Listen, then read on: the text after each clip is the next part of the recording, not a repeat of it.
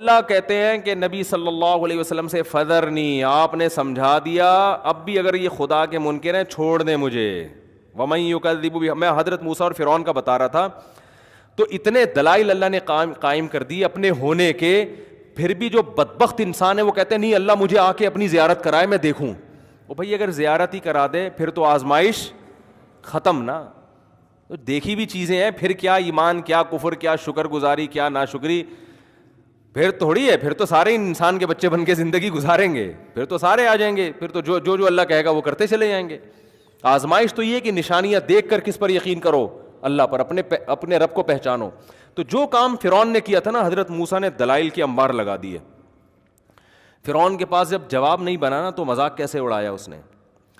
یا حامان ابن لی سرحن، اے میرے وزیر حامان، ابن لی سرحن، ایک مضبوط محل بنا بہت اونچا.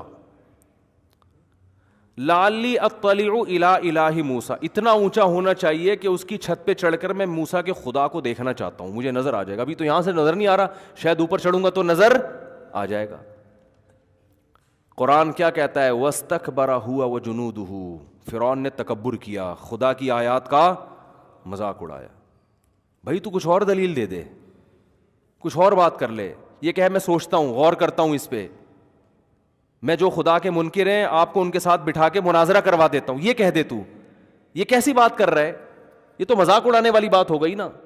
اللہ فرماتے ہیں جب یہاں تک آئے نا فرعون کہ میں سیڑھیاں، کبھی کہہ رہے سیڑھیاں لگاؤ میں چڑھ کے دیکھوں گا آسمانوں پہ خدا کو، تو اللہ فرماتے ہیں فرعون نے تکبر کیا. وَظَنُّوا أَنَّهُمْ إِلَيْنَا لَا يَرْجِعُونَ، اور یہ سمجھا کہ فرعون کو ہمارے پاس آ کے ان باتوں کا جواب نہیں دینا. اس خوش فہمی میں مبتلا ہو گیا. وہ سمجھ رہا تھا کہ کوئی ان باتوں کو سننے والا نہیں ہے، بس ایسے ہی میں مصر کا بادشاہ ہوں تو بس میں ہی سب کچھ ہوں. وَاسْتَكْبَرَ هُوَ وَجُنُودُهُ فِي الْأَرْضِ بِغَيْرِ الْحَقِّ، ناحق تکبر کیا اس نے بھی اور اس کے لشکر نے بھی، اس کے وزیر حامان نے بھی. جو ماتحت ہوتے ہیں نا حکومتوں کے، ظالموں کے، وہ بھی اپنے مقتداؤں کے ساتھ اسی جہنم کی آگ میں جائیں گے. تبھی قرآن کہتا ہے کہ اوردہم النار، فرعون اپنی قوم سمیت جہنم کی آگ میں داخل ہوگا. اپنی قوم کو بھی اس نے آگ میں، اوردہم، آگ میں ڈلوائے گا ان کو، یعنی مروا دیا اس نے اپنی قوم کو بھی. تو اس لیے بار بار علماء کہتے ہیں کہ اپنے بڑے کی وجہ سے حق کے راستے کو کبھی بھی نہیں چھوڑو.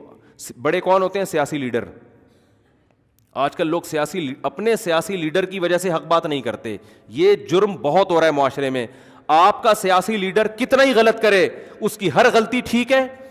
آپ کے جو اپوزیشن کا لیڈر ہے وہ کتنا ہی صحیح کرے اس کا ہر صحیح کام کیا ہے؟ غلط ہے. یہ ہر سیاسی جماعت میں چل رہا ہے. تو یاد رکھو جب اللہ آپ کے سیاسی لیڈر کو اس کی غلطیوں پہ پکڑے گا نا قیامت کے دن، تو اللہ آپ کو بھی پکڑے گا جو اس کی طرف سے غلط سلط تعویلات کرتے تھے اس کی چمچا گیری میں. بہت مشکل ہے بات سمجھانا. اور کسی کے صحیح یا غلط، کسی کی غلطی یا صحیح کا فیصلہ اس لیے نہیں کیا جاتا، اس سے نہیں کیا جاتا کہ یہ کیسا ہے، اس سے کیا جاتا ہے کہ اس کا یہ عمل کیسا ہے. یہ ہمارے ایک بہت بڑا فالٹ ہے کہ یہ بندہ ٹھیک نہیں ہے تو اب اس کا جو بھی کام ہوگا وہ کیا ہوگا؟ خراب ہوگا. اور یہ بندہ چونکہ صحیح ہے، آپ کے خیال میں صحیح ہے، تو اب یہ ہر الٹا کام بھی کیا کر رہا ہوگا؟ صحیح کر رہا ہوگا. یہ مارکیٹ میں ہول سیل کے حساب سے یہ بیماری چل رہی ہے. تو اپنے سیاسی لیڈروں کا نا اتنا دفاع کرو جتنا افورڈ کر سکو. بات آ رہی ہے سمجھ میں؟ یہ سوچ لیا کرو قیامت کے دن جب اللہ پوچھے گا کہ تم نے جس کو ووٹ دیا تھا، تم جس کی سیاسی تنظیم میں تھے، جب وہ یہ قانون پاس کر رہا تھا یا یہ الٹا کام کر رہا تھا یا حکومت سے یہ غلط مطالبہ کر رہا تھا یا اپنی ہر غلطی کو صحیح کر رہا تھا، تو تم نے یہ سوچا تھا کہ یہ صحیح کر رہا ہے یا غلط کر رہا ہے، اور مجھے اللہ کے سامنے اس کا حساب دینا ہے کہ اللہ جب مجھ سے پوچھے گا. تو یہ سوچے سمجھے بغیر آپ جو کیے جا رہے ہو نا، یہ بڑے لیڈر ہی آپ کو مروا دیں گے قیامت کے دن، ٹھیک ہے نا؟ بولیں گے. اور قرآن میں جگہ جگہ آتا ہے کہ جو بڑے ہوں گے چھوٹے برات کا اعلان کریں گے کہ ہم تو تمہاری چمچا گیری میں اور تمہیں لیڈر مان کے یہ سب کچھ کر رہے تھے، آج تم ہمیں اللہ کے عذاب سے بچاؤ، تمہاری وجہ سے برباد ہوئے ہیں. تو وہ جواب میں کہیں گے کہ ہم تمہیں جب بچا سکتے جب ہم خود تو بچتے، ہم جو خود نہیں بچ رہا وہ دوسروں کو کہاں سے بچائے گا؟ تو اس لیے بھائی ان اپنے لیڈروں کا دفاع اتنا کرو جتنا افورڈ. وہ مجھے بچپن کا ایک لطیفہ یاد آ گیا، ایک مزاحیہ. ہم تو بچپن میں نا آڈیو کیسٹیں بھی مزاحیہ سنا کرتے تھے، تو اور وہ کچھ ویڈیو بھی آج کل بھی آ جاتے ہیں وہ یوٹیوب پہ. تو ایک آدمی کو عادت تھی کہ وہ بھولنے کی نا، تو بھولے سے پتہ نہیں کیا کیا کر رہا ہوتا تھا. تو کسی نے کہا کہ تو کبھی بھولے سے اپنی بیوی کو بہن سمجھا ہے؟ اتنی بڑی بڑی چیزیں بھولتا ہے. کہہ رہے ہم اتنا بھولتے ہیں جتنا افورڈ کر سکیں. اتنا ہی بھولتے ہیں جتنا افورڈ کر سکیں. تو جو گھنے ہوتے ہیں نا آج کل بے وقوف, وہ بھی اتنے ہی بے وقوف ہوتے ہیں جتنا کیا کر سکیں, افورڈ. لیکن اپنے سیاسی لیڈروں کے بارے میں اتنی تعویلات کر رہے ہوتے ہیں کہ ان کو پتہ ہے کہ قیامت کے دن ہم یہ افورڈ نہیں کر سکتے. تو اپنے لوگوں کا اتنا دفاع کیا کرو جتنا برداشت ہو جائے.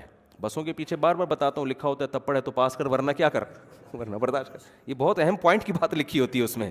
یہ آپ سمجھ رہے ہیں صرف یہ میرے بارے میں لکھی ہے کہ اوورٹیک نہ کروں. یہ ایک اصول اور ضابطہ اس ٹرک ڈرائیور نے بتا دیا قیامت تک کے لیے کہ بھائی اتنا کام کرو جتنا برداشت کر سکتے ہو.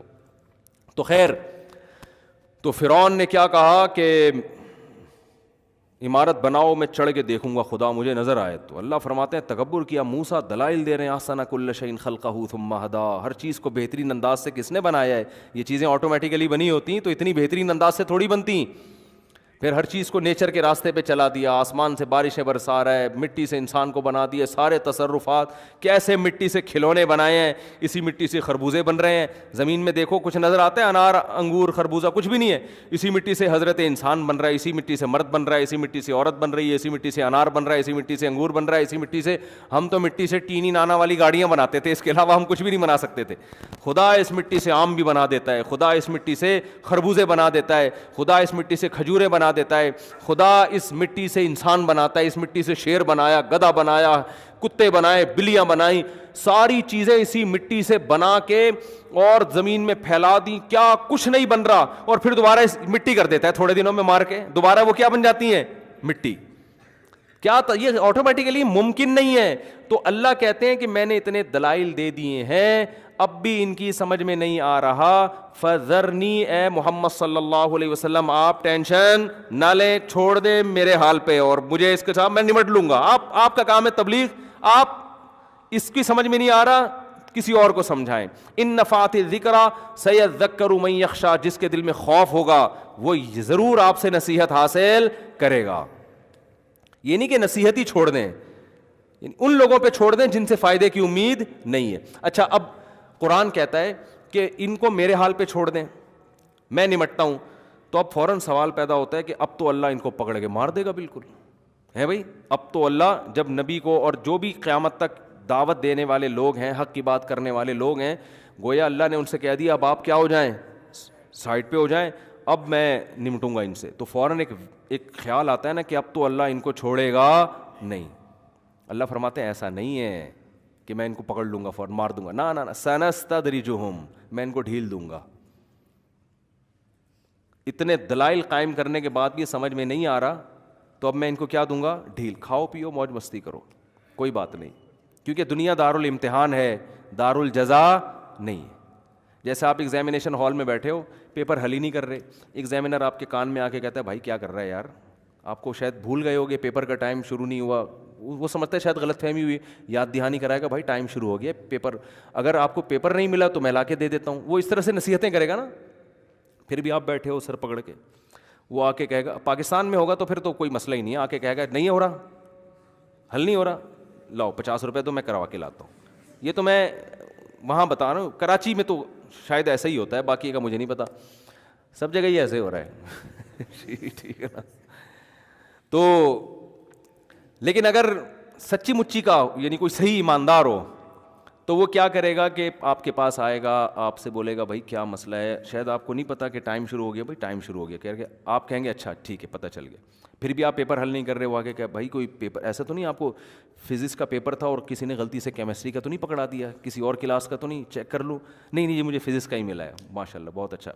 پھر بھی آپ حل نہیں کر رہے, تو پھر وہ آئے گا آپ سے آ کے کہے گا کہ یار کوئی اگر سر میں درد ہے, کوئی مسئلہ ہے تو پیناڈول رکھیے میرے پاس. ہمیں ہدایت ہے کہ اگر کسی کی طبیعت خراب ہو جائے تو فوراً جو دوائیں ہمارے پاس جو ہے نا, جو فوری دوائیں ہوتی ہیں وہ رکھی ہوئی ہمارے پاس. کوئی پیٹ میں درد ہے, کوئی واش روم کا تقاضا ہے تو یہ واش روم ہے, ٹھیک ہے نا, یہاں چلے جاؤ. کوئی بھی مسئلہ ہو بتاؤ, گٹکا چاہیے, پان چاہیے, تو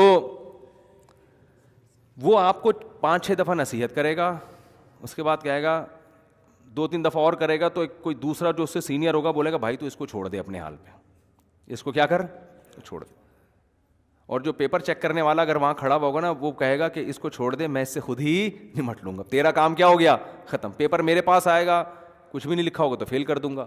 تو اب وہ جو یہ کہے گا نا کہ مجھے اس کے ساتھ چھوڑ دے, تو یہ نہیں ہے کہ چھوڑ دے کا مطلب میں جاؤں گا ابھی پیپر پھاڑوں گا, تھپڑ لگا کے اس ایگزامینیشن ہال سے ٹھڈے مار مار کے باہر نکالوں گا اور اس کو برا بلا کہوں گا ایسی کی تیسی, تو یہ کیا کر رہا ہے, تو شرم نہیں آتی, تو آیا کیوں ہے جب تیرے کو پرچہ ہی نہیں آتا, اور تو بے وقوف آدمی اپنے باپ کا بھی پیسہ ضائع کیا, اپنی ماں کا بھی پیسہ ضائع کیا, تو نے ماں کی دعاؤں کی بھی جو ہے نا تو نے قدر نہیں کی. کچھ نہیں کرے گا وہ کہے گا بھائی کوئی اتنی بڑی پرابلم کی بات نہیں ہے, کچھ لوگ پاس ہوتے ہیں, کچھ کیا ہوتے ہیں, فیل ہوتے ہیں. تو ایگزامینر اگر زیادہ فری ہونے کی کوشش کرے گا نا, پھر بھی جا کے سمجھا رہا ہے, تو سینئر کیا کرے گا, بھائی اس کو, آپ کا یہ ہیڈ ایک نہیں ہے, آپ نے اپنا فرض ادا کر لیا, چھوڑ دو اس کو, اس سے میں خود نمٹ لوں گا. تو یہاں نمٹنے کا مطلب یہ نہیں ہوتا کہ میں ابھی تھپڑ لگانا شروع کر دوں گا اس کو. نمٹنے کا مطلب ہوتا ہے یار تم نے سمجھا دیا, اب ٹینشن نہ لو, پیپر میرے پاس آئے گا, انڈا میں اس میں ڈال دوں گا. جیسے ایک طالب علم نے پرچہ حل کیا, سائنس کا پیپر تھا, استاذ نے سوال پوچھا کہ ثابت کرو کہ دنیا گول ہے. اب بہت طریقوں سے ثابت ہوتا ہے کہ یار سورج مشرق سے نکل کے دوبارہ مشرق میں آ جاتا ہے, اس کا مطلب کیا ہے, بہت سارے طریقے ہیں نا, اس سے پتہ چل رہا ہے یار کچھ ہے, گول ہی لگ رہی ہے اس سے تو, ٹھیک ہے نا. سمندر پہ جب ہم دیکھتے ہیں تو تھوڑا سا ایسی کرو نظر آتی ہے, جہاز سے بھی, تو بہت سارے طریقے, اس کو آتا کچھ تھا نہیں. تو اس نے جواب لکھا کہ چشمہ لگا کے دیکھو تو بھی زمین گول ہے, چشمہ اتار کے دیکھو تب بھی زمین گول ہے. کیونکہ بعض ایگزام جو ممتحن ہے نا وہ بالش کے حساب سے نمبر دیتے ہیں. ہم جب اسکول میں پڑھتے تھے یہ مشہور تھا, نہیں آتا تو وہ بالش کے حساب سے کہ لکھا کتنا ہے اس نے, ایک بالش کے 50 نمبر, 2 بالش کے, تو وہ پڑھتے ہی نہیں, ان کو آتا بھی نہیں. اور یہ سچی مچی کا واقعہ ہے. ہمارے ایک دوست کہتے ہیں کہ اسلامیات کے پیپر میں کچھ تاریخ, اسلامیات تھا یا پتہ نہیں معاشرتی علوم کا پیپر تھا, تو ایک سوال آیا کہ مشہور تاریخی شخصیات کے بارے میں نا, پاکستان کی کچھ مشہور, تو کسی ایک شخصیت پہ نوٹ لکھیں. کہہ رہے ہیں مجھے کوئی شخصیت ہوئی پتہ نہیں تھی, میں نے اپنے ابا کا نام ڈال دیا مولوی تمیز الدین, ان کے ابا کا نام تھا تمیز الدین. تو کہہ رہے میں نے کچھ آتا تھا نہیں مجھے, تو میں نے مولوی تمیز الدین سن 1900 فلاں میں پیدا ہوئے اور فلاں جگہ آنکھ کھلی, کر جو پھینکتا جا رہا ہوں میں نا, لکھا میں نے, اور اتنے میں تعلیم پائی, پھر فلاں سن میں یہ کیا, پھر تحریک پاکستان کی فلاں اس میں حصہ لیا, پھر یہ کیا وہ. کہہ رہے پورے نمبر ملے ہیں مجھے, کیونکہ جو پیپر چیک کرنے والا تھا نا وہ سوچ رہا تھا یار یہ کوئی ہم سے بھی بڑا فنٹر ہے, یہ کوئی ہم سے بھی بڑا فنٹر ہے, کہ ہمیں جن شخصیات کا نہیں پتا اس کو, لیکن لکھا اتنے اسٹائل سے نا, ہوشیار تھا. تو وہ پتہ ہی وہ اس کا جس کے ساتھ یہ واقعہ ہوا نا, اس نے مجھے خود بتایا کہ میں اپنے ابا کا مولانا بھی خود ہی لگا دیا اس نے. کچھ تو لگانا پڑے گا نا, علامہ یا مولانا کچھ تو ہوگا نا, شخصیت ہے تو کچھ تو ہوں گے نا. تو ایسے کر کے کہہ رہے ہیں ہم نے پورا چھاپ دیا. تو بالش کے حساب سے ایک 50 نمبر, یہ 100 نمبر ہو گئے, یہ 150 نمبر ہو گئے, اس طرح کر چل رہا ہوتا ہے بعض جگہوں پر حساب کتاب. تو خیر, تو کیا بات کر رہا تھا یار میں, کدھر سے کدھر آ گئی. ہاں تو میں عرض کر رہا تھا, تو اللہ نے بھی قرآن میں ہاں میں کہہ رہا تھا کہ وہ اس نے کہا کہ اب پیپر آتا نہیں ہے, اس نے کہا ثابت کرو زمین گول ہے. تو کہہ رہا ہے چشمہ لگا کے دیکھو زمین گول, چشمہ اتار کے دیکھو زمین گول, سائڈ سے دیکھو زمین گول, سائڈ سے دیکھو زمین گول. اس کا خیال تھا کہ بالش کے حساب سے نمبر ملیں گے. تو اتنا مختلف طریقوں سے اس نے زمین کا گول ہونا ثابت کیا. تو وہ ٹیچر جو پیپر چیک کر رہا تھا وہ بڑا ہوشیار تھا, اس نے اس پہ جو اس کے ریمارکس تھے نا وہ یہ تھے کہ چشمہ لگا کے دیکھو تو بھی نمبر گول ہے, چشمہ اتار کے دیکھو تو بھی نمبر گول ہے, سائڈ سے دیکھو تو بھی نمبر گول, اس سائڈ سے دیکھو زیرو, پورے 0 نمبر ملے, ٹھیک ہے نا. تو جو ایگزامینیشن ہال میں نگرانی کرنے والا ہے وہ کیا کہتا ہے, بھائی اس کو چھوڑ دو, کیونکہ ابھی کچھ بھی نہیں ہوگا, جب رزلٹ اناؤنس ہوگا. اچھا اس دوران آپ اگر چائے منگوائیں تو آپ کو, اگر کوئی وہاں ایسا سسٹم موجود ہے تو چائے بھی ملے گی, پانی بھی ملے گا, سارا پنکھا بند ہو گیا تو پنکھا بھی کھلوا دیں گے, بھائی یہ گرمی لگ رہی ہے. اچھا ایگزامینیشن ہال ہوگا تو اے سی بھی آن کر دیا جائے گا. تو یہ ساری فیسلٹیز ملیں گی آپ کو. تو اللہ فرماتے ہیں کہ جو میری بات نہیں مانتا فیسلٹیز اس کو ساری دوں گا, مجھے اس کے ساتھ چھوڑ دو بس, اکیلے میں نمٹوں گا. کیسے؟ ایسے نہیں کہ پکڑ لوں گا, نا نا نا نا, سنستدرجہم, مہلت دوں گا, اور مال میں اضافہ ہو جائے گا اور مزے کی زندگی. ظالم ترقی کرتے کرتے کہاں تک پہنچ جاتا ہے آپ دیکھو. مظلوم بیچارہ پستا رہتا ہے اور ظالم ترقی کرتے کرتے بڑی بظاہر بڑی کامیاب زندگی گزارنا شروع کر دیتا ہے, پیسہ بھی آ جاتا ہے اور کیا کچھ مل جاتا ہے اس کو. تو اللہ فرماتے ہیں سنستدرجہم, عن قریب ہم ان کو ڈھیل دیں گے, اس طور پر من حیث لا یعلمون, ان کو پتہ بھی نہیں چلے گا کہ یہ اللہ کی نعمت نہیں ہے, یہ تو کہ تمہیں آخرت میں پکڑنا ہے تو دنیا میں سب کچھ دیا جا رہا ہے کہ چل بھائی تجھے یہ حسرت نہ رہے کہ میں نے مزے نہیں اڑائے, اور مجھے آخرت میں جو سزا مل رہی ہے غلط مل رہی ہے نا, مجھے تو گناہ کی وجہ سے دنیا میں بھی مزہ نہیں آیا تو آخرت میں کیوں سزا مل رہی ہے. اللہ فرماتے ہیں یہ حسرت نہیں رہے گی, ٹھیک ہے نا. اس لیے فرمایا تمتعوا فإن مصيركم إلى النار, اللہ کہے گا اڑا لو مزے.